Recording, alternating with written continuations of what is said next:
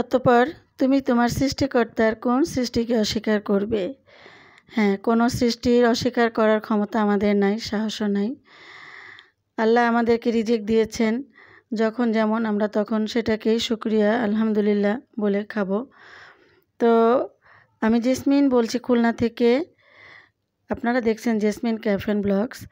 আমি আজকে ছোট্ট একটি ভিডিও নিয়ে আসছি, ব্লগ ভিডিও। আশা করব প্রথম থেকে শেষ পর্যন্ত দেখবেন, আমার সাথে থাকবেন, একটা লাইক দিয়ে দেখা শুরু করবেন। আর আপনি যদি নতুন বন্ধু হয়ে থাকেন তাহলে আমার চ্যানেলটি সাবস্ক্রাইব করে আমার পাশে থাকবেন, পাশে থাকা বেল আইকনটি ক্লিক করে দিবেন। আর ফেসবুক পেজ থেকে দেখলে আমার পেজটি ফলো করে দিবেন। মাশাআল্লাহ, আলহামদুলিল্লাহ। খাওয়া দেখলেন, ইলিশ মাছ দিয়ে ভাত খাচ্ছি আমরা সবাই এক টেবিলে। তো এটা গতকাল রাতের ভিডিও, আজকে আমি ভয়েস দিচ্ছি। এখানে ইলিশ মাছ দেখতে পাচ্ছেন, দুই সাইজের দুইটা বড় ইলিশ মাছ আর এই দুইটা নাড়ি। আমি ইলিশ মাছের নাড়িটা খেতে খুব পছন্দ করি, ঝাল পেঁয়াজ দিয়ে ভেজে খাই। তো আমার ছেলে এই মাছগুলো নিয়ে আসছে, বাজারে গিয়ে আমাকে বলেছে ফোন করে যে মামনি তুমি কি মাছ খাবে? তো আমি বললাম আমি ইলিশ মাছ খাবো। বলছে আমি ইলিশ মাছের কাছেই দাঁড়িয়ে আছি, আমার মনে হলো তুমি ইলিশ মাছ খাবে। তো আমি বললাম ঠিক আছে নিয়ে আসো। তো দুইটা ইলিশ মাছ নিয়ে আসছে, একটা একটু বড় সাইজের আর একটা একটু ছোট সাইজের। বড়টার দাম নিয়েছে 2200 টাকা আর ছোটোটার দাম নিয়েছে 700 টাকা। এখন যেহেতু ইলিশের সিজন না, এই জন্য ইলিশ মাছের একটু দাম বেশি। তাছাড়া এখন সব সময় ইলিশ মাছের এরকমই চড়া দাম থাকে। আমরা যারা অল্প আয়ের লোক তারা কিন্তু প্রতিনিয়ত খেতে পারি না, আর যাদের মোটামুটি ইনকাম আছে তারা মোটামুটিভাবে খায়। তো এখানে দুইটা ইলিশ মাছ দেখতে পাচ্ছেন, একটা একটু ছোট বড় প্লেটে যেটা, সেটা আমি ভেজে নিব। এটাতে আমি একটু লবণ আর ঝাল কাঁচা লবণ আর হলুদের গুঁড়া দিয়ে মেখে ভেজে নিব। আর ওই সাইডে যে বড় মাছগুলো রেখেছি ওটা আমি সরিষা বাটা দিয়ে রান্না করব।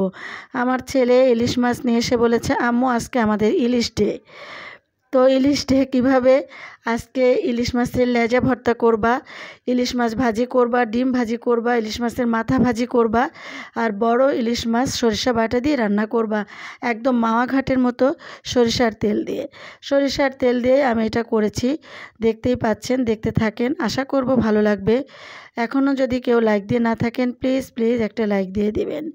আমি চেষ্টা করব সুন্দর সুন্দর ভিডিও আপনাদের সামনে উপস্থাপন করার জন্য, আপনারা আমাকে একটু সাপোর্ট করে যাবেন। তো এখানে আমি ছোট মাছে বড় মাছের মাথা, ডিম আর ছোট মাছগুলো নিয়ে এভাবে কিন্তু হলুদ লবণ মেখে নিলাম। নিয়ে আমি এটা 10 মিনিট রেস্টে রেখে দিব, রেখে দিয়ে পরে ভেজে নিব। আর লেজা দুইটা ভেজে ঠিক মাওয়া ঘাটের মতো করে ভর্তা করব। তো আমার আম্মা অসুস্থ, আপনারা জানেন, আমার আম্মা ক্লিনিকে ভর্তি ছিলেন। তো তিনিও কালকে আমি জিজ্ঞেস করলাম, তিনিও বলছেন যে আমার ইলিশ মাছ খেতে ইচ্ছা করছে। তো যাই হোক, তো মায়ের ইচ্ছাটাও আল্লাহর রহমতে পূরণ করব। তো আমি এখন বড় ইলিশ মাছগুলা সরিষা বাটা দিয়ে রান্না করতে চলে আসছি। চুলায় একটা কড়াই দিয়েছি আর এখানে দিয়ে দিলাম হাফ কাপ পরিমাপের পেঁয়াজ কুচি। রান্নাটা কিন্তু আমি একদম সম্পূর্ণ রান্নাগুলাই সরিষার তেল দিয়ে করব। আর কয়েকটা কাঁচামরিচ মাঝখান থেকে ফেলে দিয়ে দিলাম। এই মাছটাকে আমি একদম সরাসরি সরিষা বাটা দিয়ে রান্না করব। সরিষা বাটা দিয়ে ইলিশ মাছ আমার পরিবারে খুবই পছন্দ করে। দিয়ে দিলাম স্বাদমতো লবণ আর দিয়ে দিলাম 1 টেবিল চামচ আদা বাটা। কখনোই কিন্তু ইলিশ মাছে রসুন বাটা দিবেন না, তাহলে ইলিশের যে অরিজিনাল যে ফ্লেভারটা থাকে বা যে স্মেলটা থাকে সেটা কিন্তু আপনি পাবেন না। এই জন্য যত কম পারবেন ইলিশ মাছে মশলা দিবেন কম। তো যেহেতু আমি সরিষা বাটা দিয়ে রান্না করব, এই জন্য আমি হাফ চা চামচ দিলাম হলুদ গুঁড়া, 1 চা চামচ দিলাম লাল ঝালের গুঁড়া আর হাফ চা চামচ দিলাম জিরার গুঁড়া। এখন আমি এখানে 1 টেবিল চামচ থেকেও একটু বেশি সরিষা বাটা দিয়ে দিলাম। সরিষাটাকে প্রথমে ধুয়ে পরিষ্কার করে নিয়ে আমি কাঁচা মরিচ দিয়ে বেটে নিয়েছি, সেখান থেকে আমি 1 টেবিল চামচের একটু বেশি দিয়ে দিলাম। তো এখন মশলাটা কিছুটা কষিয়ে নিয়ে মাছগুলো দিয়ে দিচ্ছি। তো বড় মাছগুলার কিন্তু আমি সরিষা বাটা দিয়ে রান্না করব। আপনারা চাইলে এখানে হাতে মেখেও রান্না করতে পারেন। তো আমি কিন্তু হাতে মেখে রান্না করিনি, আমি আজকে কষিয়ে রান্না করছি। আমি সব রকমেরই রান্না করি, যেহেতু ইলিশ মাছ আমার খুব পছন্দ। আমি যেভাবেই রান্না করি কিনা আমার সব সময় ইলিশ মাছ ভালো লাগে। আমার পরিবারেরও সবার ইলিশ মাছ পছন্দ। তো আপনি যেভাবে দিবেন সেভাবেই তারা খুব মজা করে খাবে। এখন একটু সামান্য কষিয়ে নিয়ে আমি পানি দিয়ে দিলাম। খুব বেশি পানি কিন্তু রাখা যাবে না, তাহলে স্বাদ লাগবে না। তো এবার ঢেকে দিয়ে রান্না করছি। তো আমার আরেক চুলায় রান্না হচ্ছে সরিষা ইলিশ। এই চুলায় আমি ইলিশ মাছগুলো ভেজে নিব। দিয়ে দিলাম পর্যাপ্ত তেল। আমি কিন্তু লোহার কড়াইতেই ভাজবো, তাতে করে আমার অনেকটাই সুবিধা হবে। তো আমি তেলটা গরম হলে দিয়ে দিলাম এখানে 10 থেকে 12টা শুকনা মরিচ। আজকে শুকনা মরিচ দিয়েই কিন্তু ভর্তা করব, যেহেতু মাওয়া ঘাটের মতো করতে চাচ্ছি। তো শুকনা মরিচ দিয়েই আমি লেজগুলা ভর্তা করব। প্রথমে আমি শুকনা মরিচগুলাকে লাল করে ভেজে নিলাম, এখন তুলে নিচ্ছি।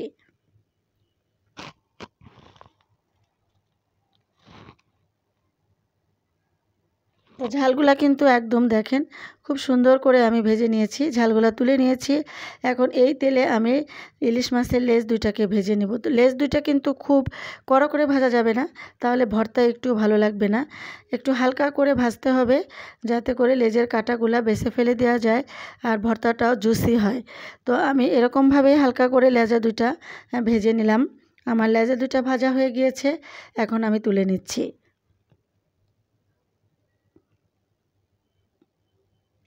আমি এই তেলেই মাছগুলা ভেজে নিলাম। যে ছোট সাইজের যে মাছটা ছিল সেই মাছটাকে আমি ভেজে নিচ্ছি। এটা শুধু ভাজিই খাবো। আমি প্রথমেই বলেছি আজকে আমাদের বাসায় ইলিশ ডে হচ্ছে। আমার ছেলে নাম দিয়েছে ইলিশ ডে। তার মানে ইলিশের যত প্রকার পদ আছে।